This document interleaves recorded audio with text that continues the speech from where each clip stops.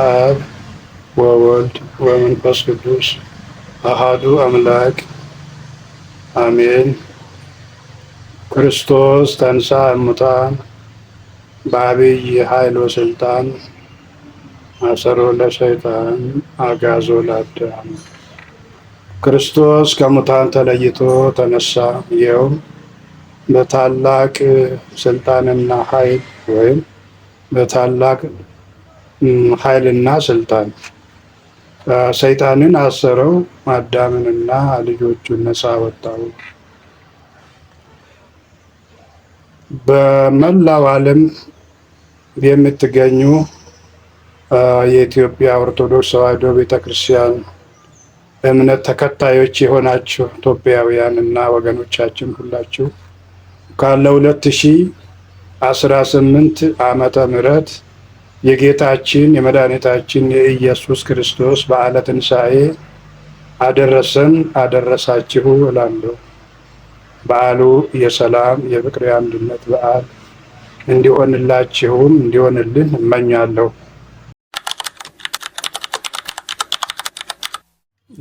በጣም አመሰግናለሁ። ትንሣኤ ማለት እንግዲህ ተንሳ ተነሳ ከሚለው ግዕዝ የወጣ ነው። መነሳት ማለት ነው። ከመነሳት በፊት መውደቅ አለ ማለት ነው፣ ወይም መሞት አለ ማለት ነው። ማን ነው የተነሳው ሲባል ክርስቶስ ነው ከሙታን ተለይቶ ተነሳው። ነገር ግን ከዛ ሁሉ በፊት ግን የሰው ልጅ የእግዚአብሔርን ሕግ አፍርሶ የተሰጠውን ትእዛዝ በመጣስ የእግዚአብሔርን ሕግ ስላፈረሰ ከሞት ወደ ሕይወት ከሕይወት ወደ ሞት ተሸጋገረ ማለት ነው። ከሞት ከሕይወት ይልቅ ሞትን መረጠ። የእግዚአብሔርን ሕግ ጠብቆ መኖር ሕይወት ይባላል። በሕይወት መኖር የእግዚአብሔርን ወይም ደግሞ የተሰጠውን ሕግ አክብሮ አለመኖር ከሕይወት ይልቅ ሞትን መምረጥ መሆን ነው እና ስለዚህ የሰው ልጅ የተሰጠውን ክብር ጠብቆ መኖር ስላቃተው ከእግዚአብሔር ጋር አገናኝቶ የሚያኖረውንም ሕግ ጠብቆ መኖር ስላቃተው የእግዚአብሔርን ቃል ከመስማት ይልቅ እግዚአብሔርን ከማዳመጥ ይልቅ ሌላ የወደቀ ፍጡርን በማዳመጥ በመስማት የእግዚአብሔርን ሕግ የተሰጠውን ሕጉን አፍርሶ ከሕይወት ሞትን መረጠና ሞተ። የሰው ልጅ ሞተና ከእግዚአብሔር አንድነት ተለየ ማለት ነው። ሞት ማለት ከእግዚአብሔር አንድነት መለየት ማለት ነው። የእግዚአብሔርን ጸጋ ሁሉ ስጦታውን ሁሉ ማጣት ማለት ነውና የመጀመሪያ ሰው አባታችን አዳም ይህ ነበረ የደረሰበትና ሕጉን ባፈረሰ ጊዜ። ስለዚህ ሞተ ማለት እግዚአብሔርን አጣ፣ ጸጋውን ስጦታውን አጣ ማለት ነው። በዚህ ምክንያት በአዳም ስህተት ወይም በአዳም መሳሳት ሞት ወደ ዓለም ገባ። ከአዳም ጀምሮ የበደሉትንም ያልበደሉትንም ገዛቸው ይላል። ሁሉም የአዳም ልጆች በሞት ስር ነበሩ ይላል። ይሁንና አምላካችን እግዚአብሔር ሰው ወዳጅ ነውና ሰዎች ምንም ደካማ ቢሆኑ በቸርነቱ በምሕረቱ ደግሞ በአምሳሉ በአርአያው የፈጠራቸው ስለሆኑ መጥቶ እንደሚያድናቸው መጥቼ አድናቸዋለሁ፣ መጥቼ አድንሃለሁ ለአዳም የተገባው ቃል ትልቁ ነገር ቃል ነው። አሁን ትንሣኤ ስንል እንግዲህ የተገባው ቃል የተፈጸመበት ነው። በሰው ልጅ መጥቼ ከሞት ወደ ሕይወት አሸጋግራለሁ፣ ከጨለማ ወደ ብርሃን፣ ከሞት ወደ ሕይወት እመልሳለሁ፣ ወደ ወጣህበትም ወደ ገነት እመልሳለሁ ብሎ ቃል ገብቶለት ነበርና ቃል ኪዳን ያንን ለመፈጸም እግዚአብሔር ከሰማይ ወርዶ ሰው ሆኖ በዚህ ዓለም ተገለጠ። ብዙ ነገር አስተማረን። ሁለተኛ ልደት በሚሆን በጥምቀትም ከሱ እንድንወለድ አደረገ። ከዛ በኋላ ብዙ ነገሮችን ካስተማረን በኋላ በዕለተ ዓርብ ተሰቀለ። ስጋውን ቆርሶ ደሙን አፍሶ ሰጠው። ስጋዬን የበላ ደሜን የጠጣ ዘላለም ሕይወት አለው አለ። ከዛ በኋላ በሶስተኛው ቀን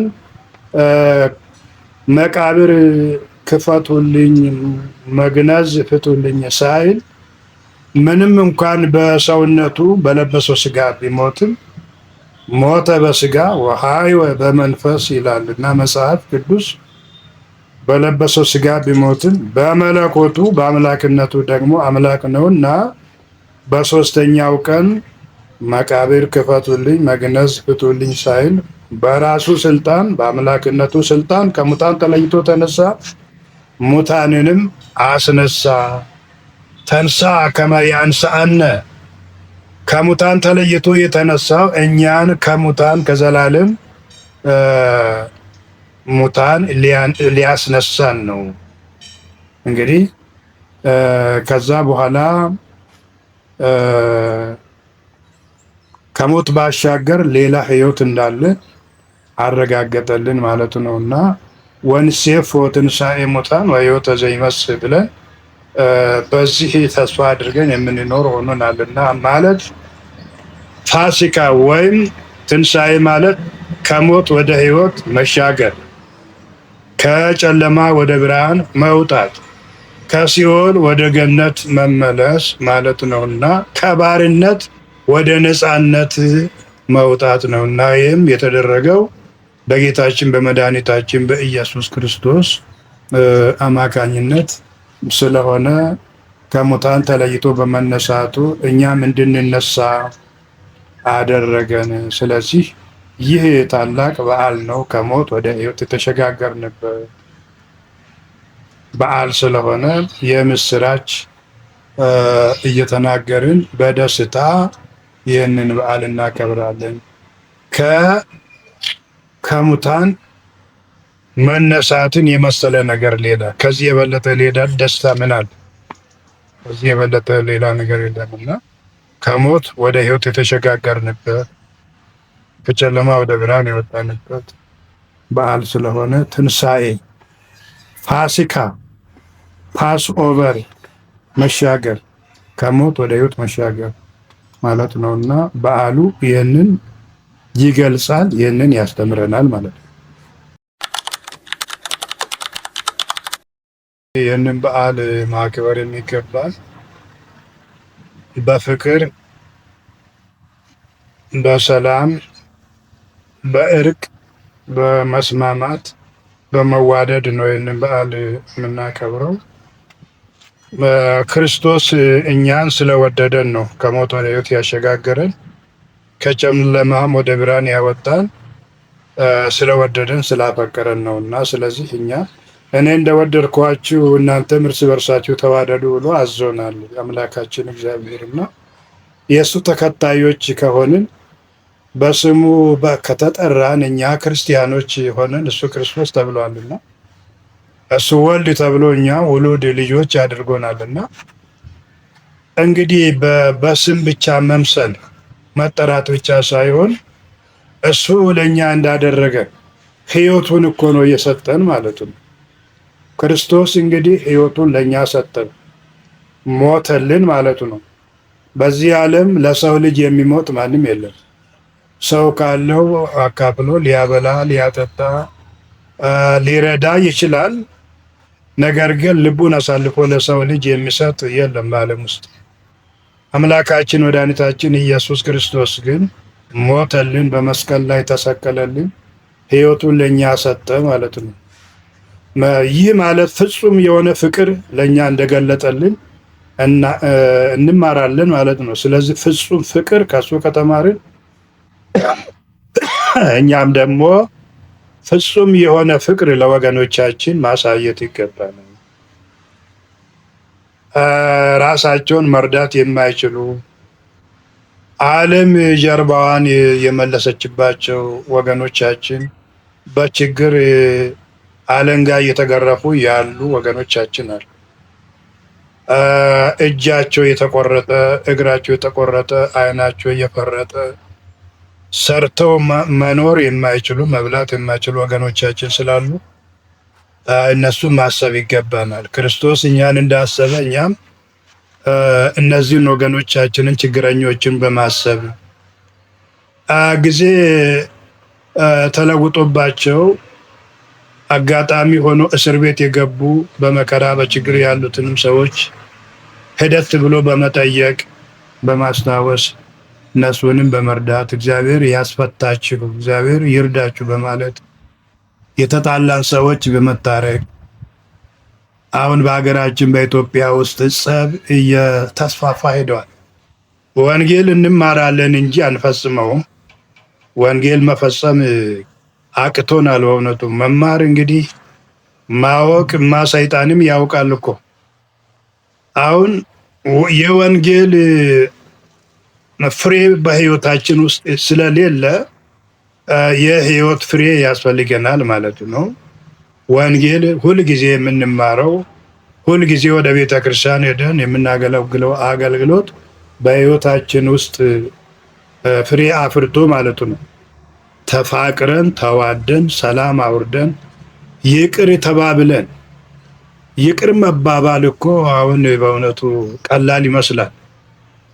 እኛ እኮ መልካም ስራ ሰርተን አይደለም እኮ እግዚአብሔር ይቅር ያለን፣ ህጉን ያፈረስ ነው። ስለዚህ እኛም ወገኖቻችን ቢበድሉንም ብንበዳደልም ይቅር ለእግዚአብሔር በመባባል እርቀ ሰላም አውርደን እየተፋቀርን ይህንን በዓል ማክበር ይገባናል። በሀገር ውስጥ የሚደረገውን ሀገርን ለማሳደግ ደፋ ቀና የሚሉት መንግስት ሀገር ለመለወጥ እየሮጠ ነው። ሀገርን ለማሳደግ እየደከመ ነው። የሀገርን እድገት ልማት መደገፍ ይገባናል። ሀገርን እየገነባን ህንፃ እግዚአብሔር በጎን ደግሞ ሲፈርስ እናያለን። ሀገርን መገንባቱ ጥሩ ነው። የሆነ ሆኖ በጎን ወገኖቻችን በያለበት ደግሞ ህንፃ እግዚአብሔር የፈጠራቸው ወገኖቻችን ክፉኛ እየሞቱብን የህንፃ እግዚአብሔር የሰው አካል እየፈረሰ እየሰማን እያየን ስለሆነ ከዚህ መውጣት አለብን። ንስሐ መግባትም አለብን። ሰላም የሚወርድበትም ከመንግስት ጀምሮ ሁላችንም የሀገር ሽማግሌዎች፣ አባገዳዎች፣ አደስንቄዎች፣ የሃይማኖት መሪዎች ሰላም ላይ መስራት፣ አንድነት ላይ መስራት ግዴታ አለብን። በዚህ መልክ ይህንን በዓል ስናከብር በእውነቱ ትልቅ ትርጉም ይሰጠዋል ማለት ነው እና በዓል ሊመስል ይችላል። አለበለዚያ ሰላም ሳይኖር ዝም ብለን ውጫዊ አካላችን ነጭ ልብስ ለብሶ ቢታይ ውስጣችን በቂም በበቀል ተተብትቦ ጨለማ ውስጥ ነው የምንኖረው ማለት ነው። ወንድሙን የማይወድ ሰው በጨለማ ውስጥ ነው ያለው፣ በጨለማ አልወጣም ብሏል ቅዱስ ዮሐንስ በመጽሐፉ እና ስለዚህ እርቀ ሰላም እንዲወርድ በሀገራችን በኢትዮጵያ የተለያዩ ተቋማት አሉ። በእውነት ብሔራዊ ውይይት ይደረጋል ተብሎ ኮሚሽን ተቋቁሞ ሰዎች ችግራቸውን እንዲገልጡ እርቀ ሰላም እንዲወርድ ተደርጎ ይሄ ሁሉ ጥሩ እድል ነው። ይህንን እየተጠቀምን ሰላም በሀገራችን በኢትዮጵያ እንዲሰፍን እንዲወርድ አገር ማደግ የምትችለው በአጠቃላይ ይህ ሲደረግ ነውና ስለዚህ በዓሉም የትንሣኤ በዓል ማለትም ከጨለማ ወደ ብርሃን መውጣት በመሆኑ ከጨለማ እርስ በርስ ከመገዳደል፣ እርስ በርስ ከመዘራረፍ፣ ከመተቻቸት ወጥተን ወደ ብርሃን፣ ወደ እድገት፣ ወደ ልማት እንድንወጣ እንድናልፍ ሁላችንም ወደ ራሳችን መመለስና ንስሐ መግባትና እርቀ ሰላም ማውረድ ይቅር ለእግዚአብሔር በመባባል ይገባናል። ከዚህ በዓል የምንማረው ይሄ ነው። እግዚአብሔር ይቅር ብሎን ይቅርታ አድርጎልን ነው ከሞት ወደ ሕይወት ያሸጋገረን፣ ከጨለማ ወደ ብርሃን ያሸጋገረን፣ የትንሣኤን ብርሃን ያሳየን ስለወደደን ይቅር ስላለን ይቅርታ ስላደረገልን ነውና እሱ ለእኛ ይቅርታ እንዳደረገልን እኛም ለሌሎች ይቅርታ በማድረግ በመስጠት በመዋደድ በዚህ መልክ በዓሉን ብናከብር ታላቅ በዓል ይሆናል። ለማለት ነው። ትንሣኤ ማለት ያው መሻገር ማለት ነው። ከሞት ወደ ህይወት፣ ከጨለማ ወደ ብርሃን፣ ከባርነት ወደ ነፃነት ነው እና ስለዚህ አሁን እያንዳንዳችን ሁላችንም ክርስቲያኖች ስማችን ክርስቲያን ነን። ቤተ ክርስቲያንም እንሄዳለን፣ እንመላለሳለን። የምንቆርብም ሰዎች አለን፣ የምንጾምም ሰዎች አለን፣ የምንመጸውትም ሰዎች አለን። የሆነ ሆኖ ግን አሁንም ገና ወደ ፍጹምነቱ አልደረስንም። አሁንም እንደሚጠበቅብን ስራ መስራት የወንጌል ፍሬ በህይወታችን ውስጥ ስላላፈራ አሁንም የሚቀረን ነገር ምንድን ነው ብለን ራሳችንን መጠየቅ። አንድ ጎልማሳ እንደጠየቀው ማለት ነው በዚህ በማቴዎስ ወንጌል ምዕራፍ 19 ቁጥር 20 ላይ የሚጎለኝ ምንድን ነው ብሎ ጠይቀዋል ሰውየው። አይ እንግዲያውስ ፍጹም ለመሆን ከፈለክ ይህንን አድርግ ነበር ያለውና የጎደለውን ለመሙላት ይመስል ጠየቀ እንጂ የጎደለውን ለመሙላት አልፈለገም። ጥያቄ ብቻ ነው ያቀረበው ማለት ነው። እኛም ዛሬ ቢያንስ ጥያቄ ማቅረብና የጎደለን ምንድን ነው ብለን የጎደሉን ነገሮች ደግሞ እየሞላን መሄድ ይገባናልና ስለዚህ እርስ በርሳችን መፋቀሩ፣ ይቅር መባባሉ፣ በሰላም አብሮ መኖሩ፣ መቻቻሉ እየጎደለን ስለሆነ ክፋት እየበዛ ስለሆነ አንዱ ሌላውን መግፋት መገፋፋቱ እየበዛ ስለሆነ ይህ ለእኛም አይበጀንም፣ ለሀገራችንም አይበጅም፣ ለሕዝባችንም አይበጅም እና ስለዚህ ይህንን አስወግደን ክርስቶስ ይቅር እንዳለን እና እንደሞተልን አንዱ ለሌላው በመሞት አንዱ ለሌላው በማሰብ በመጨነቅ በፍቅር በአንድነት እንደ ጥንታውያን እናት አባቶቻችን በአንድነት ሆነው በውስጣቸው ያለውን ልዩነት እንኳን በመታገስ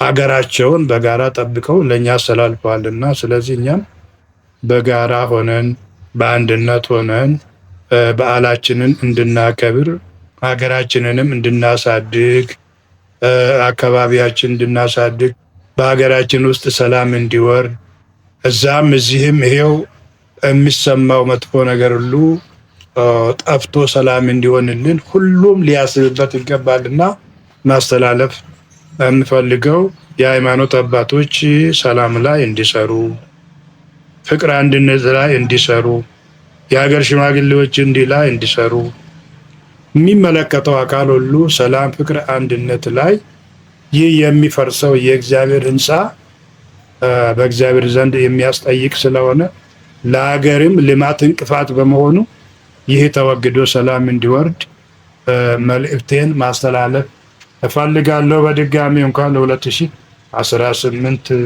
ዓመተ ምህረት የጌታችን የመድኃኒታችን የኢየሱስ ክርስቶስ በዓለ ትንሣኤ አደረሰን አደረሳችሁ። በዓሉ የሰላም የፍቅር የአንድነት በዓል ይሁንላችሁ። ወስብሐት ለእግዚአብሔር።